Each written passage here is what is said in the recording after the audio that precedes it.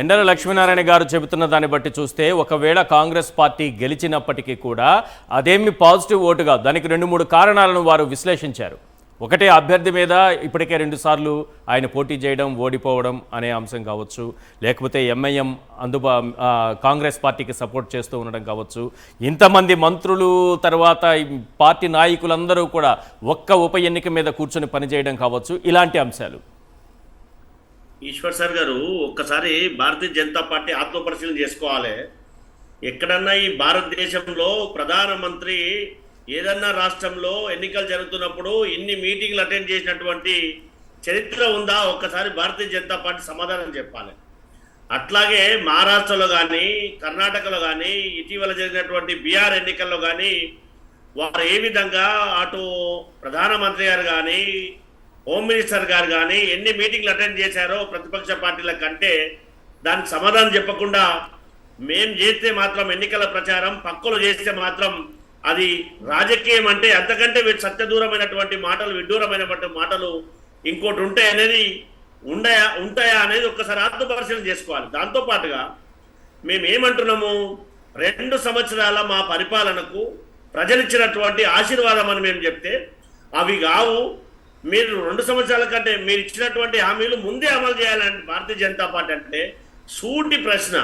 అక్కడి నుంచి 2 పర్యాయాలుగా ప్రాతినిధ్యం వహిస్తున్నటువంటి కేంద్ర మంత్రి గారు అయినటువంటి మాజీ పార్టీ అధ్యక్షులు కిషన్ రెడ్డి గారు ఎందుకు జూబ్లీ హిల్స్ నియోజకవర్గంలో కనీసం మౌలిక సదుపాయాల కల్పన కోసం ప్రయత్నం చేయలేదో భారతీయ జనతా పార్టీ సమాధానం చెప్పాలి.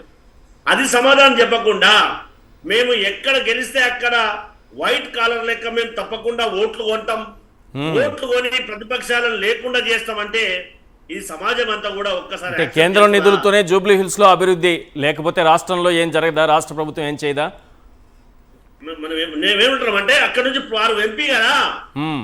వారు ఎంపీ కదా, మరి ఎందుకు ఒక్క స్కీమ్ అన్నా, ఒక్క ఈ కాలనీలో నేను ఒక కమ్యూనిటీ హాల్ కట్టించిన, లేదా ఒక సీసీ రోడ్ ఎంపీ లాడ్దా రేపించిన, లేదా ఈ హైటెన్షన్ వైర్ చేపించిన, ఈ ఇక్కడ నుంచి ఇక్కడ వరకు నేను చేపించిన అని చెప్పి ఒక్కటని చెప్పాలి కదా. అది కదా మేము అడుగుతుంది. లక్ష్మీనారాయణ గారు మేము ఏమడుగుతున్నామంటే, లక్ష్మీనారాయణ గారు క్లియర్ గా ఉంది, మీ ప్రశ్న క్లియర్ గా ఉంది. నోటిఫికేషన్ రాకముందే లక్ష్మీనారాయణ గారు రెస్పాండ్ అవుతున్నారు. ఒక నిమిషం సతీష్ గారు, ఒక నిమిషం. ఈశ్వర్ గారు, ఎంపీ నిధులతోని చేయాల్సిన అభివృద్ధి వారు చేస్తున్నారు. కేంద్రము రాష్ట్రానికి నిధులు ఇస్తున్నది, మున్సిపాలిటీకి ఇస్తుంది, అర్బన్ హౌసింగ్కి ఇస్తుంది, రూరల్ హౌసింగ్కి ఇస్తుంది, అవి కూడా ఇస్తా ఉన్నారు.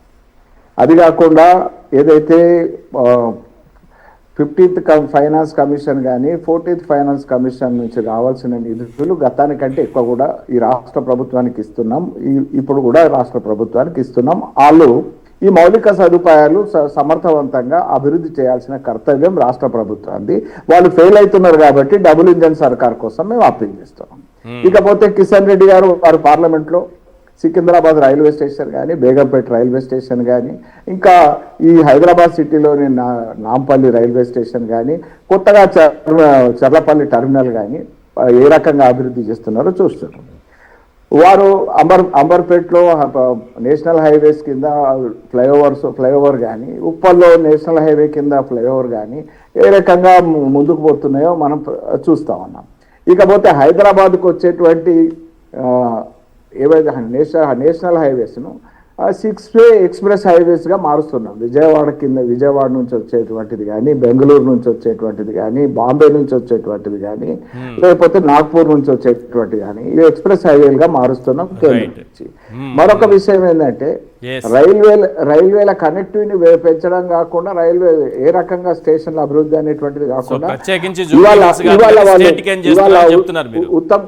ఈశ్వర్ గారు, ఉత్తమ్ కుమార్ గారు చెప్తున్నారు, నా మంత్రిత్వ శాఖ నుంచి పౌర సరఫరాల శాఖ నుంచి రేషన్ కార్డులు, రేషన్ బియ్యము అని అంటున్నారు. నేను సతీష్ గారిని అడుగుతా ఉన్నా, ఒక రేషన్ షాప్ పోయి ఇచ్చే 6 కిలోల రిసిప్ట్ తీసుకుంటే దాని మీద 5 కిలోలు ₹42.44 చొప్పున కేంద్రం 5 కిలోలకు చెల్లిస్తుంది, 1 కిలోకు రాష్ట్రం చెల్లిస్తుంది. ఆ 1 కిలో బియ్యాన్ని అది ఇస్తూ ఆ 1 కిలో బియ్యాన్ని ఈ మంత్రులు పోయి పేదవాళ్ళ ఇళ్ళ తిని మేము సన్న బియ్యం ఇస్తున్నామని సంకల్పం గుద్దుకుంటారు. ఒకవేళ అట్లా ప్రచారం చేసుకుంటున్నారు కేంద్రం ఇస్తుంది. ఈశ్వర్ గారు ఎస్ నేను ఏమంటే మా లక్ష్మీనారాయణ మాజీ ఎమ్మెల్యే, దేశంలో అత్యధిక రాష్ట్రాల్లో అధికారంలో ఉన్నటువంటి పార్టీ ప్రతినిధి, అనుభవం గలటువంటి నాయకులు, తెలంగాణ రాష్ట్రంలో మేము సన్నబియ్యం ఇస్తున్నాం, రేషన్ కార్డులు ఇస్తున్నాం. స్టేట్ క్వశ్చన్, వారు పాలిస్తున్నటువంటి రాష్ట్రాల్లో ఎందుకు సన్నబియ్యం ఇవ్వట్లేదు, ఎందుకు రేషన్ కార్డు డిస్ట్రిబ్యూట్ చేయట్లేదు?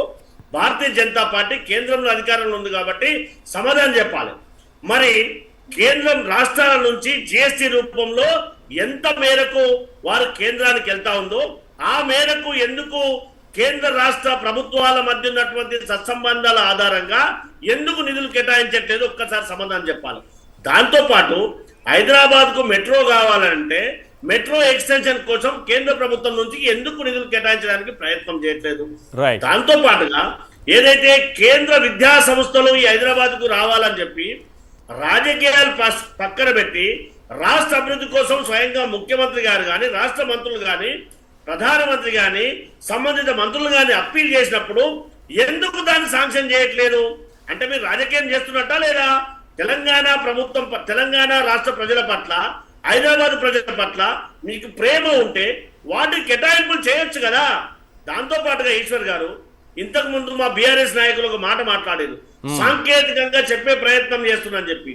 ఈ దేశంలో ఏ రాజకీయ పార్టీ అయినా ఒక పార్టీ సింబల్ మీద గెలిచినటువంటి ఎమ్మెల్యేలను మంత్రులుగా చేసినటువంటి ఘనత బీఆర్ఎస్ పార్టీది. దాంతో పాటు మేము ఎల్పీలను విలీనం చేసుకున్నామని చెప్పారు. గతంలో ఎంతమంది జాయిన్ అయిన తర్వాత 12 మంది జాయిన్ అయిన తర్వాత ఎల్పీని మొత్తం డిక్లేర్ చేసుకున్నటువంటి ఘనత టిఆర్ఎస్ పార్టీ.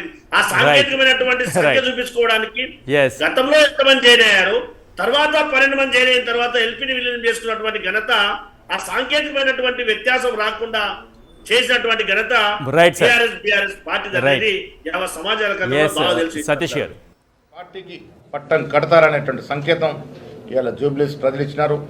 అన్నిటికీ మించి జూబ్లీస్ పౌరులు, జూబ్లీస్ ఓటర్సు, అక్కడ ఉన్నటువంటి ప్రతి వ్యక్తికి కాంగ్రెస్ పార్టీ ధన్యవాదాలు తెలియజేస్తూ ఉంది. మీరు ఓటు వేసి కాంగ్రెస్ పార్టీని ఆదరించి కాంగ్రెస్ పార్టీ ఇస్తున్నటువంటి ప్రజా పాలనని కితాబిస్తూ అభినందిస్తూ ఈ తీర్పు ఇచ్చినందుకు జూబ్లీస్ ప్రజలందరూ కూడా ధన్యవాదములు.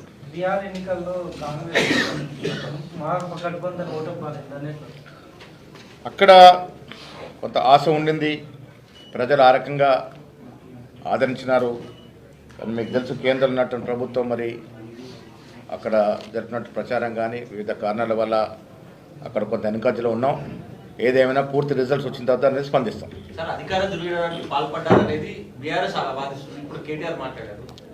ఏ రకమైన అధికార ఓడిపోయిన తర్వాత ప్రతి పార్టీ ఇదే రకమైనటువంటి మాటలు మాట్లాడతారు. ప్రజలు ఓటర్ మిషన్ మీద బటన్ నొక్కందే ఓట్లు పడతాయా? జూబ్లీస్ ప్రజలు రేవంత్ రెడ్డి గారి ప్రభుత్వాన్ని ఆదరిస్తూ ఉన్నారు, కితాబిస్తున్నారు. కాబట్టి ఇవాళ ఆ రకంగా అంత మంచి మెజార్టీతో గెలిచినాం. ఇప్పటివరకే దాదాపు 23-24 వేలు వచ్చిందని అంటున్నారు. ఇంకా మంచి మెజారిటీ కూడా నమోదు చేసుకునే అవకాశం ఉంది. ఇది ప్రజా విజయం, కాంగ్రెస్ పార్టీ ఇస్తున్నటువంటి అభివృద్ధి, సంక్షేమం. రైట్ లక్ష్మీనారాయణ గారు,